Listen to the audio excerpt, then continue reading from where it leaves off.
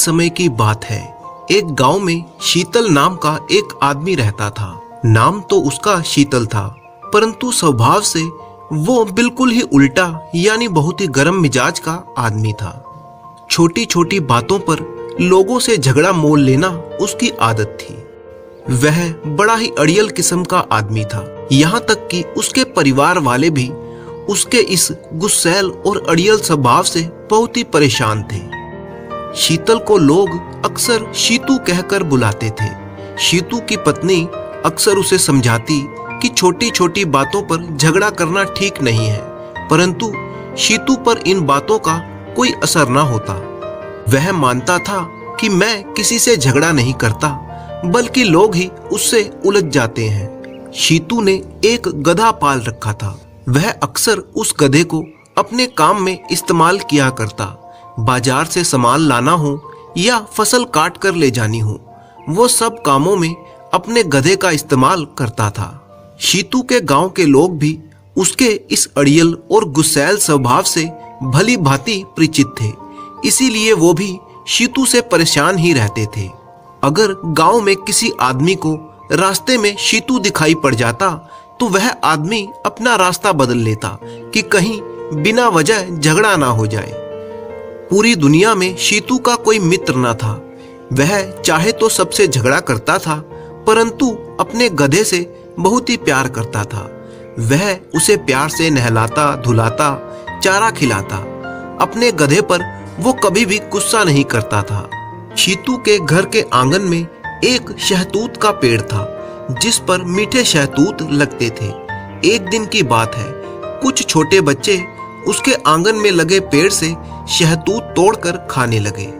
शीतू ने जब ये देखा तो वह आग बबूला हो गया और उसने बच्चों पर धावा बोल दिया।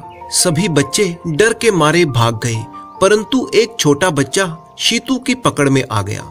शीतू ने उस बच्चे की पिटाई कर दी।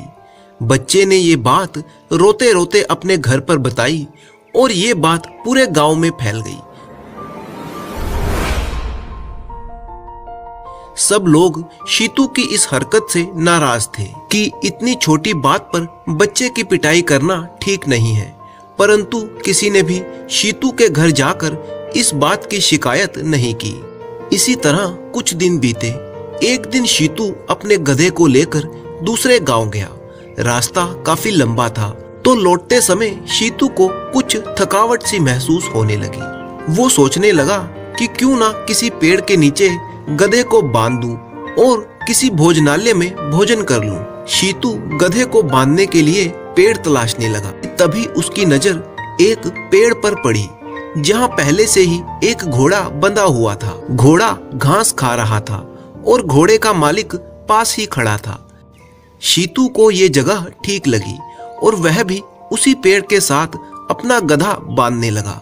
यह देखकर घोड़े का मालिक बोला, भाई, अपने इस गधे को इस पेड़ पर मत बांधो। मेरा घोड़ा बड़ा ही गुस्सैल है, वह तुम्हारे इस गधे को मार डालेगा। गधे के मालिक शीतू ने कहा, यह पेड़ केवल तुम्हारा नहीं है और मैं इस पर ही अपने गधे को बांधूंगा। शीतू अपनी बात पर अड़ गया।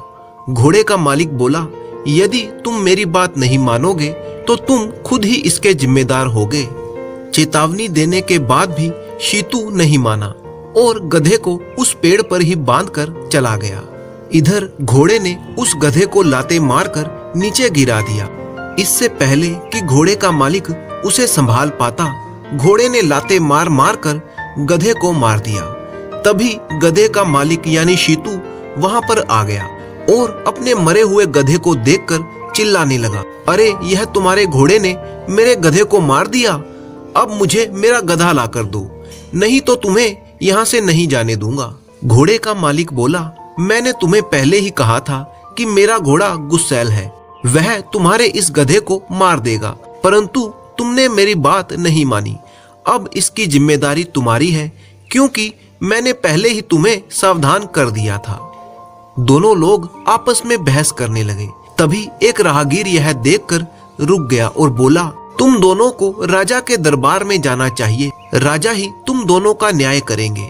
दोनों सलाह मानकर राजा के दरबार में न्याय के लिए चल दिए।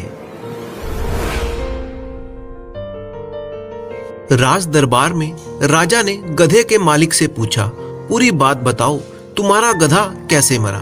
गधे के मालिक शीतू ने कहा, महाराज, मेरा गधा और इसका घोड़ा एक ही पेड़ के नीचे बंधे हुए थे कि अचानक इसका घोड़ा पागल हो गया और उसने मेरे गधे को मार दिया।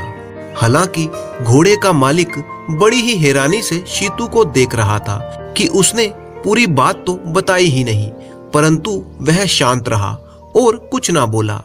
राजा ने घोड़े के मालिक से पूछा, क्या तुम्हारे घोड़े ने ही इसके गधे को मारा है? बताओ, तुम बोल क्यों नहीं रहे हो? क्या सच है? बताओ। बार बार पूछने पर भी घोड़े का मालिक कुछ नहीं बोला। राजा बोला, क्या तुम बहरे और गूंगे हो? क्या तुम बोल नहीं सकते? यह देखकर शीतू अचानक बोल पड़ा, महाराज, यह व्यक्ति गूंगा और बहरा नहीं है। पहले तो यह मुझसे खूब चीख चीख कर बोल रहा था कि अपने गधे को इधर मत बांधो, मेरा घोड़ा इस गधे को मार देगा। अब आपके सामने गूंगा और बहरा बनने का नाटक कर रहा है। यह सुनकर घोड़े का मालिक बोला, महाराज, क्षमा करें, ये व्यक्ति बार बार झूठ बोल रहा था। मैंने चुप रहने का नाटक किया जिससे कि यह अपने मुंह से सच्चाई बोल दे, और इसने ऐसा ही किया। इसने अभी खुद आपके सामने बोला कि मैंने इसे कई बार चेतावनी दी थी कि अपने गधे को यहाँ पर मत बांधो, परंतु यह नहीं माना। यह सुनकर राजा मुस्कुराने लगा और बोले, इसका मतलब है कि तुमने इसे पहले ही सावधान कर दिया था कि घोड़ा गुस्सैल है और गधे को यहाँ पर मत बांधो, परंतु गधे के मालिक ने इसकी बात नहीं मानी और फिर अपना गधा वहीं पर बांध दिया। राजा ने शीतू की तरफ देखते हुए कहा, तुम्हारा झूठ पकड़ा गया, अब तुम इसके लिए खुद ही जिम्मेवार हो। बेचारे शीतू को राजा के दरबार से खाली हाथ ही लौटना पड़ा। अपने प्यारे गधे की जान जाने पर पहली बार शीतू को अपने अड़ियल और गुस्सैल व्यवहार पर दुख महसूस हो रहा था। वह सोच रहा था कि अगर वह उस घुड़सवार की बात मानता और अपनी बात पर ना अड़ता और ना ही गुस्सा करता तो उसका गधा आज जिंदा होता। उसे अपनी गलती पर पछतावा था, परंतु अब कुछ नहीं हो सकता था। यह शीतू के लिए एक अच्छा सबक था। इस घटना के बाद से शीतल ने अपने व्यवहार में बदलाव लाना शुरू कर दिया। अब उसने लोगों से बिना वजह झगड़ना बंद कर दिया और एक शांतिपूर्ण जीवन